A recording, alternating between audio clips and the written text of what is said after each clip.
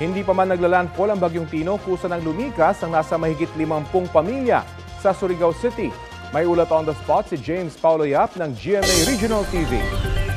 James? Rafi, pabugso-bugsong hangin at ulan ang nararanasan na ngayon dito sa Surigao City, epekto ng Bagyong Tino. Pasado alas 7 ng umaga, nagsimulang maranasan ang pabugso-bugsong hangin na may kasamang ulan dito sa Surigao City. Ito ay dahil sa epekto ng Bagyong Tino na ang sentro ay inaasahang maglandfall sa Eastern Samar o Dinagat Island. Dahil dito, sinuspindi na ng lokal na pamalaan ng Surigao ang klase sa lahat ng antas, pribado man o pampubliko. Wala na rin pasok ang mga opisina ng gobyerno at ilang mga pribadong establishmento. Wala na rin biyahe ang mga barko na papuntang Dinagat Island, Surigao Island o Siargao Island at Cebu.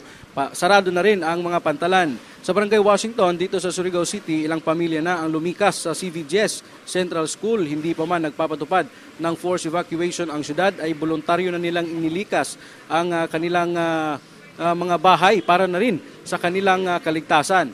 Rafi, as of 9 a.m., mahigit 50 kapamilya na ang lumikas sa CVGS Central School.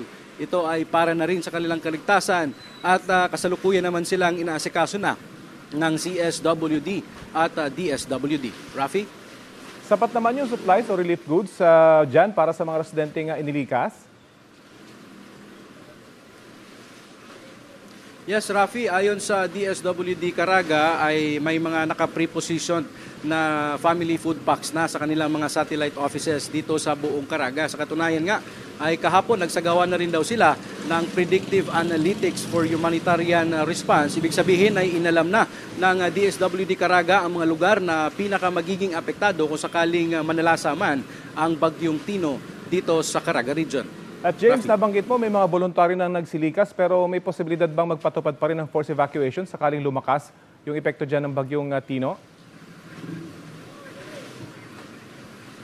Rafi, isa yan sa pinag-uusapan ngayon. Sa katunayan, nagsasagawa ng interagency meeting ang local government ng Surigao City at isa yan sa pinag-uusapan ngayon dahil nga pinangangambahan at base na rin sa forecast ng Pag-asa, posibleng magkaroon ng 2.1 hanggang 3 meters na taas ng daluyong o storm surge ang mararanasan sa coastal areas dito sa Surigao City. At malawak din ang coastal barangay dito sa syudad, kaya isa yan sa pinangangambahan ng local government. Sa katunayan din ay dito sa ating kabilang gilid ay naka-standby na ang mga personahin ng Philippine Coast Guard at CDRRMO na handang magpatupad ng forced evacuation kung sakaling iutos ito ng local government unit.